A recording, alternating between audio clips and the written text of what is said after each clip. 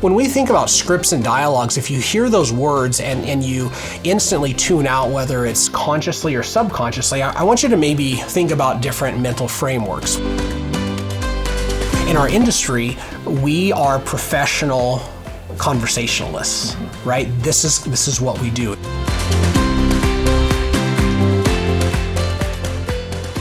Real estate professionals, welcome back to the new RMG podcast studio. You're with myself, Reed Moore, your host, and my co-host, Jake Bartlett. Hey, everybody. Hey, guys, before we get started, as always, if you would, go like, subscribe, thumbs up, and share to your best friends to make sure that they are impacted, empowered, and encouraged by the things that we bring to you on this podcast. And if you're looking for our action guides or other content, please go to rmgagentpodcast.com. And last thing before we get started today, make sure you go to areapro.com/RMG. Check out that product. It is an absolute lifesaver for you as a real estate professional. All right, Jake, what are we getting into today? Well, before we get into today's episode, this is going to be kind of a three-part series that we're going to do that tags along with the one we did last week, which is seek to connect before you seek to understand. And today we're going to do hello from the other side, mastering communication models. Yes. It's going to be a good one. Yes. Which also ties into one of our early episodes, which is episode 4, the S word. So if you haven't listened to that one, go back and listen to that first. Yeah, so fourth episode that we ever did on this podcast was about making peace with scripts and dialogues. Yep. And it's one of those conversations that I'm so passionate about, I believe so strongly, and I thought, I don't know how well this is going to be received because there's lots of limiting beliefs that come out from agents when it comes to scripts and dialogues. Turns out it was our all-time most downloaded episode. Yep. So that gave me a lot of encouragement around the importance of this conversation. And so we're going to do a series now, and we're gonna work kind of from the basic framework of what it looks like to get better at this, all the way into actually really working through the different elements that people need to work on. Nice. This is going to be a good one. Yes. And I'm really, really pumped for it. So, yeah. Yeah. Okay. So, when you're thinking of scripts or communication models, where do you start? Yeah, so I always love to start with mental framing, right? When we talk about mindset matters, and we always go back to that in anything that has to do with personal or professional growth. And so I think that over the course of time, what happens is we as people stop hearing certain words, or we just kind of become immune to it. It's really funny because I over the course of different seasons of my life, I actually have stopped being able to hear different alarms, right? So if I set an alarm on my phone and it's an alarm from maybe 10 years ago, there was a period of time where my brain just decided it was no longer going to hear that sound. Right. Same thing if you have a house maybe by train tracks, somebody will come to your house and be like, oh my gosh, right? The train just went by. And your brain has just told you that's not important anymore. I think the same thing can happen in our professional careers when we talk about words like lead generation. You can stop to recognize the importance of that conversation. So as teachers, as leaders, we always are trying to figure out different ways of saying the same things so that people can advance. Right? When we think about scripts and dialogues, if you hear those words and you instantly tune out, whether it's consciously or subconsciously, I want you to maybe think about different mental frameworks. When we're talking about scripts and dialogues, we're functionally talking about maybe two different things. One is we're talking about effective communication models. We as people are very prone to miscommunication. Right? In fact, the number one outcome of human communication is miscommunication. Mm-hmm. So whether it's your marriage or really key relationships or potentially clients, it's really important to be able to effectively use powerful communication models. Another way of maybe framing scripts and dialogues in a way that hopefully you hear for the first time or you hear again is guided conversations. We want our conversations to be able to move our clients forward. We want them to be able to move towards their goals. And there is a way to guide people effectively. Just like we might say that, if you were a Sherpa on Mount Everest, we've used that example before, there is maybe a methodology that you have used over and over and over and over again to successfully get people to summit and come back down the mountain alive. Yep. And so in our industry, we are professional conversationalists, right? This is what we do. And so just as we get going here, I want you just to consider your mental framework. Instead of checking out from scripts and dialogues, think, hey, it is my job to be somebody who can effectively guide conversations, or somebody who can use effective communication or conversational models. Yeah, effectively influence in the right ways for your clients, Exactly. right? Because ultimately, all of this is meant to be for the client's best, interest, right? Like when we ask questions to help them understand where they need to go or what's important to them.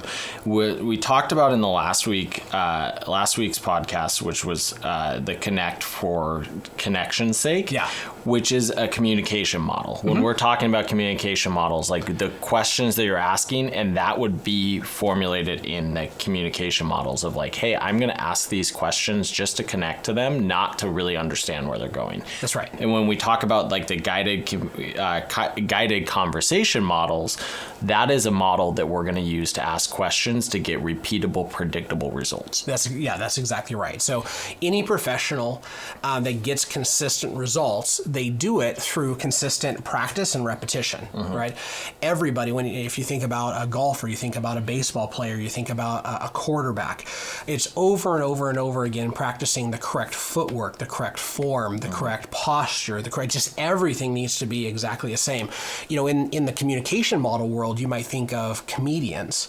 Comedians spend the majority of their year going to little podunk towns and little podunk, comedy clubs, working out the kinks of all of the jokes that don't hit and all the jokes that hit, so that when they get on the big stage, it's just, it sounds like they're just rolling with it, like they're in the moment and they're interacting with the audience. But the reality is those are just, hundreds and hundreds of hours of practicing communication models that hit that target audience. Yeah, we're fortunate enough in Spokane here that we get the front end of a lot of concerts. Yeah. Their tours. And Spokane sometimes is the tune-up city where they play, 2,000 people venues before they go play 20,000 person venues, which is a pretty awesome experience when you get to see this amazing band play for a very small setting. One of the things it makes me think of is it makes me think a little bit of, I don't know if you're familiar with the NFL Combine, right? Sure, yep. So, quarterbacks, one of the things that they're measured on, and it's an indicator of success for them, is their hand size. Right. And so NFL prospects will get their hands measured, after the end of the season to know where they're at. And there are quarterbacks that are lower than the average. I think the average is like 9.7 inches on size. And if you come in at 9, that could be millions of dollars. Right. And what they'll go through is they'll go through this process of stretching and practicing and repetition of expanding their hands to get the bigger size. It might be a half inch, it might be 3/4 of an inch on that, which is millions of dollars that they get. And it's really to work out their grip work, right? That's what they call is the grip work stretch, because they're committed to their success and they know that this is a benchmark that they have to get through. Yeah, it's as simple as if that quarterback is coming out of college and they're going to be lights out, but they may not even get an opportunity to go to the NFL if they don't do this one thing. So how do they go from having a hand that's 9 inches to one that's 9.5 inches and gives them a shot? There's a proven methodology that has been used for decades to be able to do that. Right. So all of these things across professional disciplines, they all show up the same, and that is that there is a series of things that if you practice and you do it consistently, produce better and more professional results over time. And ultimately the results is what we're looking to do, right? We're not just practicing for practice sake, which I think we've done an episode on. We're doing practice for getting into game situation, right? Yeah. So okay, so let's talk about some of the best practices for practicing your communication models or your guided conversations? Yeah. So when we talk about best practices, right, we're going to do a series because we want to just move people through this maybe systematically instead of just jumping right into scripts and dialogues or right into communication models. I first want to talk about this idea of, like we've heard it said before, perfect practice makes perfect. And I think that that's a really good idea, and especially if you consider that you're going to do one of two things as a real estate professional. You're going to practice on your clients, and you're going to risk being paid or not potentially because of your lack of consistency with your communication models. Or you're going to practice with a buddy who's going to laugh at you and who's going to help you out, and you're going to work together to be able to build those skill sets for free, right? And so if you think about this, if you are a professional at your craft, you're going to take the opportunity to practice when it doesn't cost you, so that way when game day shows up, you're ready to rock, right? And so that's kind of what we're going to talk about today. Yep. All right, so I have a list of 11 things that I've just learned over the years that help when it comes to doing a great job in practicing scripting and role-playing or communication models. And so what we want to do in this episode is tee up for our next 2, maybe even more episodes to be able to help people understand, okay, so quit selling me on this, guys. Darn it, I believe you. I'm buying what you're selling. So yes, I'm going to commit to scripting and role-playing, but now what do I do? Well, here's what you do. Number one is whenever you're scripting and role-playing, whenever you're working on your communication models, you need to set clear objectives. It's so broad and it's so vast, all the things that you can work on, that the very first thing that happens is you'll just freeze up because you're like, what do I start working on? So you set a clear objective so that way I'm specifically working on my initial conversation with sellers that have chosen at this moment to try to sell their house by themselves or for sale by owner. Now that I've limited my scope down, now I have some clear rails that I can be working on. So you might go to the golf course, right, preparing for an event, and you might just go to the putting green. And you might just work on putts that are inside of 6 feet. Yep. And that might be your entire practice. Yeah, right. For sure is. Yeah, over and over and over and over again. So if I, being not even close to an amateur golfer, went to practice, I'll tell you what I would do. I would drop some balls on the putting green, and I would hit like 3 long ones. I would miss them all. I would drop some short. I would miss them all, and I'd pick them all up, and I'd go to the driving range. I would just randomly hit random clubs, and I would have a good time, and I wouldn't get better at all. Right. Okay. So the first thing we're going to do is we're going to set clear objectives so we can focus. Secondly is we want to use realistic scenarios. One of the gifts of being able to do this with somebody else is that over the course of time, yesterday's lead generation produces opportunities to work on your communication models. And so right now when we're doing this, we are in what people call the holiday season. We're in between Thanksgiving and Christmas. Realistic scenarios show up inside of this period of time between, we'll just call, mid-November and January 5th. And those conversations are realistically different conversations than they are in June. Yeah. And one of the things that I will tell you is from doing this a long time, and you've done this a long time, it doesn't matter this season. There's always like this 6-month out there objection. Yes. True. This spring, it was the election. Yep. I'm waiting for the election to happen. Now, summertime, I'm waiting until after the winter. Yes. Now I'm waiting till spring, or I'm waiting till tax season to be over. There's always this objection that's out there. And so as you're practicing these and you're getting those objections, hey, I got one of those yesterday. Today I got 3 of them. Tomorrow I might get 5. Hey, maybe it's time to work on this specific one. Yes. Yeah, absolutely. So the third thing is practice with a team or practice with a partner. You want to be able to role play this with another human being, and this might take you a little bit of time. If you're inside of a team structure, hopefully you'll have somebody there or multiple people there that you're going to be able to do this with it. That's a really great practice. If not, pick up the phone and lead generate for somebody who wants to learn how to lead generate better. Because if you're able to do this, you're going to be able to really sharpen each other, especially over time where you guys run into different scenarios. You're going to get better and better. The fourth thing is focus on your tone and your delivery. Conversation models are not just about the words you say. They're about how you say them, how loudly you say them, how quickly you say them, how gently you say them, how thoughtful you are when you say them. Yep. And so if I'm role-playing with somebody and they're giving me a realistic situation, the person that they are representing is not just going to be that person that they are. They're going to be a more soft-spoken person, a more assertive person, somebody who is very, very detail-oriented, and they're going to give you different scenarios and different voices that you need to learn how to adapt to. Yep. Okay. Incorporate feedback loops. One of the things that makes people nervous about role play is feedback. Scripts and dialogues and conversations are something that make people feel vulnerable, especially if they're not used to it. So many times I've heard agents say, well, I'm really good on the phone with real clients. I'm just really, really bad practicing this stuff. It's not true. Right. It's just flat out not true. You, because you're a person who has some level of social skill, probably have had some really good conversations with people. I'll give you that.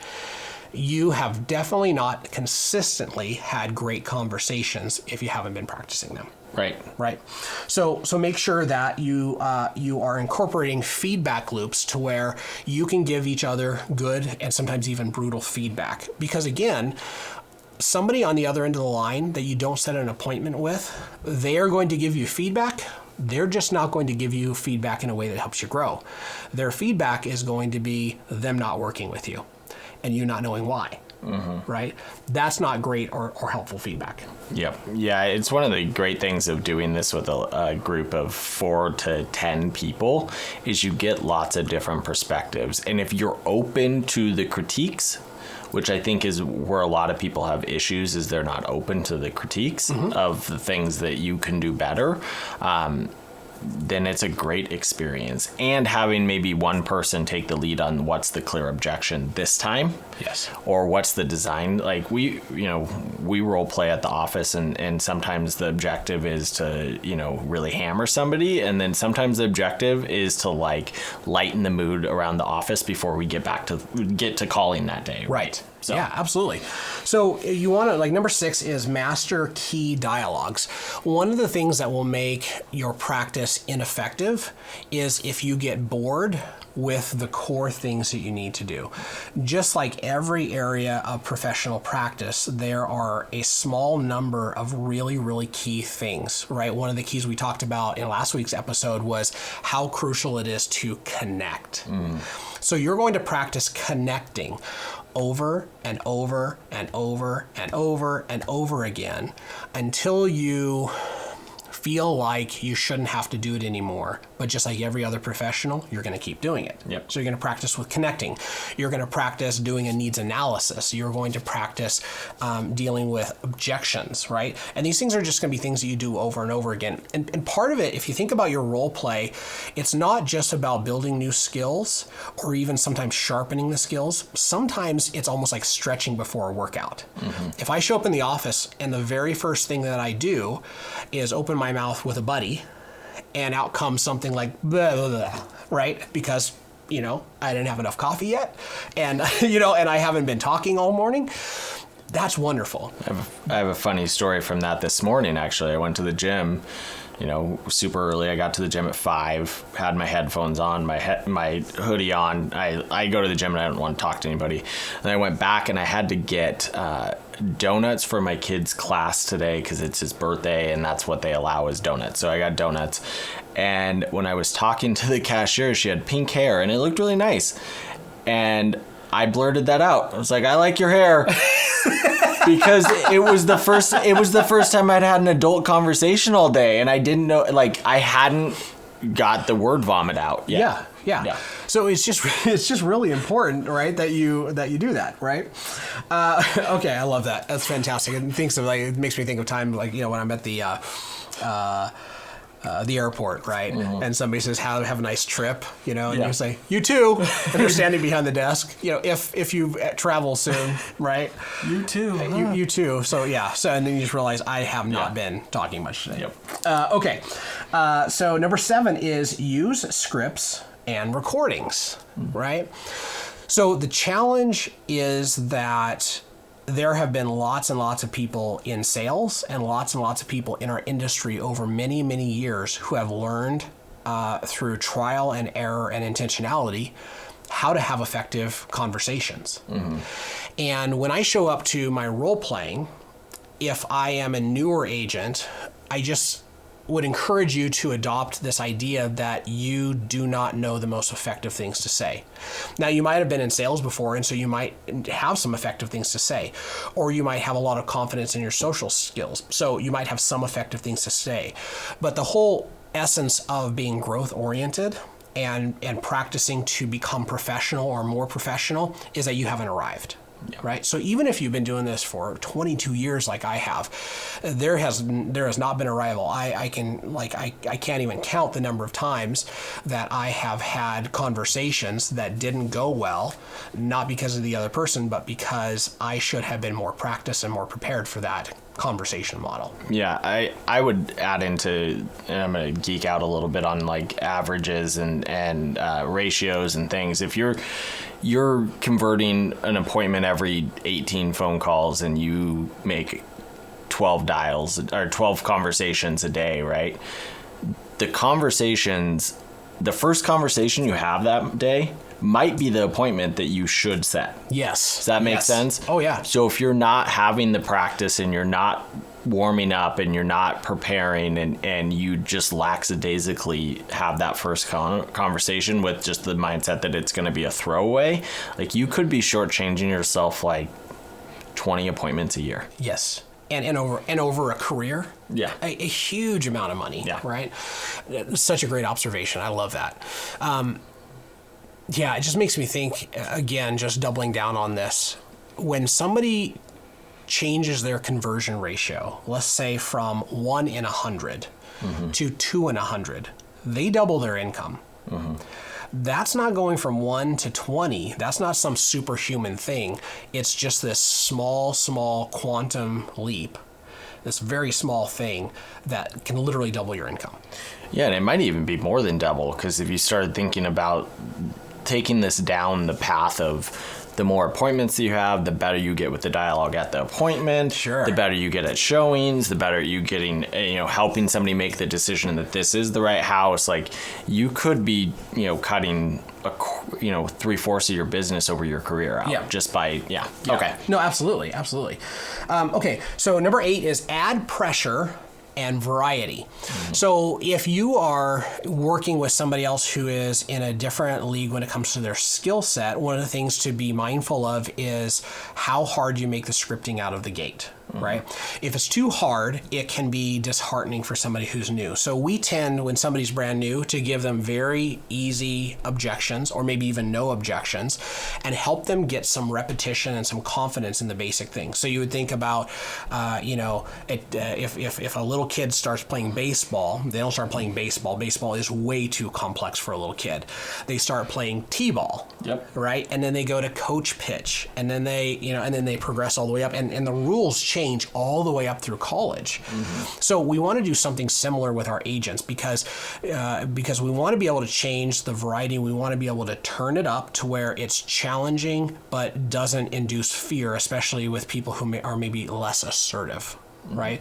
So we want to do that. The other thing we want to do is we want to create variety because as boring as practice can be, you as a leader whether it's you leading you and your role play partner, or if it's you leading role play inside of an organization, if you bring variety to it that still keeps you inside of the core conversations, everybody's going to have a better experience and they're going to have more fun. A lot of variety comes from going from key conversation to key conversation and moving that around. Another one actually comes from all the crazy things that we hear. Right? When you hear something absolutely crazy yesterday that it's highly likely everybody's going to hear again, and you bring that into the mix instead of just trying to make up random scenarios, it really creates a lot of flavor around scripting and role playing. I'll randomly throw in like weird objections of, I got to ask my mom for her opinion on whether or not I should move out or not, right? Like something you're probably not going to get, but once you're seasoned enough to move past an objection, like you can really get past almost any objection, and something like that is kind of funny and keeps it light. Yeah, and with enough conversations, they absolutely will have that happen to them. Yep. Right, it will happen. Okay, regularity. So what I recommend is that at least 4 days a week, people do scripting and role playing. So I would say that role playing for 30 minutes, 4 days a week, will create enough repetition and enough ability to build off of those basic frameworks that you start to be able to expound into maybe some more nuanced conversations and communications that are still wrapped around those key things that you're going to be able to, over the course of a year and then over the course of a career, really experience role-playing lots of different scenarios to a level that you're prepared for things, right? So when somebody's newer as an agent, if they do a good job of scripting and role playing, they might be prepared for maybe 2 or 3 common scenarios. And the reality is those common scenarios are like 80% of the time. But you expand that out through consistency in role play, you might be ready for 9 out of 10 scenarios, or eventually all of the scenarios that will come your way. I'm going to do a little counterpoint to this is the better you get asking certain key questions, the objections almost don't matter. Does that make sense? Like if you get good at asking, tell me more, what's important about that to you, like the objection is almost irrelevant at that point. Yeah. There's going to be objections fall into like kind of categories and buckets, and one of the things that will happen when somebody's brand new is they will feel this obligation to directly handle every objection. And we'll talk about this in a later episode. Not every objection actually is an objection, so you have to learn how to deal with that, and then also what are the workarounds. Yep. Okay, last 2, integrate real feedback. So we want to not just create a feedback loop, but we want to be able to, even when people are like on the phone. So one of the magic of working inside of a team is that we will not just hear people during role play, but we will also hear them during real play. And any opportunity that one person has to get feedback from another person who is a third-party observer is just absolute magic. And again, it's hard to hear, right? You're already maybe more vulnerable than you want to be calling in front of other people, right? But as you build confidence, you being able to be in the conversation, have somebody overhear that conversation and give you pointers will help you with that over time. Well, and if you're a little bit vulnerable and willing to accept that criticism, and you do it consistently, like we're talking about, in 6 months when somebody new comes into the group, you even reaffirm the things that you've learned that you don't know when you start trying to help that person as well. Yeah, absolutely. So kind of some last little tips and tricks here are when you're doing role play, best practices, it's actually really great to do it on the phone with somebody else. So if somebody's physically in your same space, it can change the role play experience, and that's not necessarily a bad thing. But if you think, hey, I don't have somebody that I can be face to face with, that's great, because most of the people that you're going to be real playing with are going to be on the other end of your phone. So that's great. If you are face to face, you can do it like we are right now, but I actually think best practices are to turn and face away from each other. There's a physical distraction when you're talking to somebody that if you remove that, it creates a clarity that helps you focus in on the conversation. Well, it can also it can give you that comfort with the person there that once you go to pick up the phone, then the fear comes around and you're kind of shortchanging the fear process, right? Yes. So one of the things I will add to it is if you can't get like a group of people, which I think is the best way to do it, is have 4 or 5 people that are committed to doing this. You could also talk to if there's a team in your office that's scripting and role playing. Most of the teams I know would let somebody come in and script and role play with them. Yep. Because the more people thinking and talking and doing this is, the better. That's the purpose of it, is to get better, right? Yeah. And then if you do get a group of 4 or 5 people, you always have other partners. You can rotate through. You could set up a group, and that way, if one person's sick, you don't miss it. Yeah, absolutely. So the last thing I'll say about this, and we'll call this the bonus point because we already did 11, but I'll say if you don't take anything away from this but this one thing, this is really important. If you go to do scripting and role playing, but what you do is what we're doing right now, and that is talking about scripting and role playing and philosophizing about scripting and role playing, you haven't actually done it. Yep.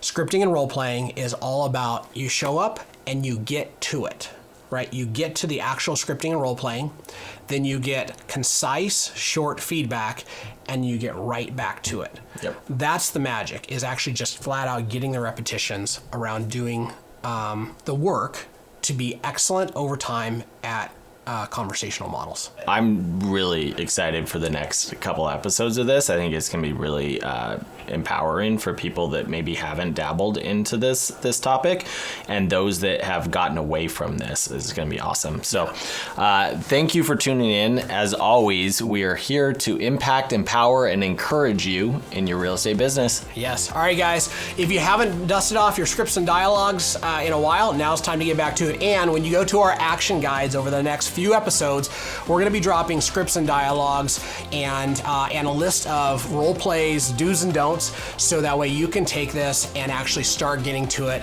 We appreciate you guys. Thanks for tuning in, and look forward to seeing you next week.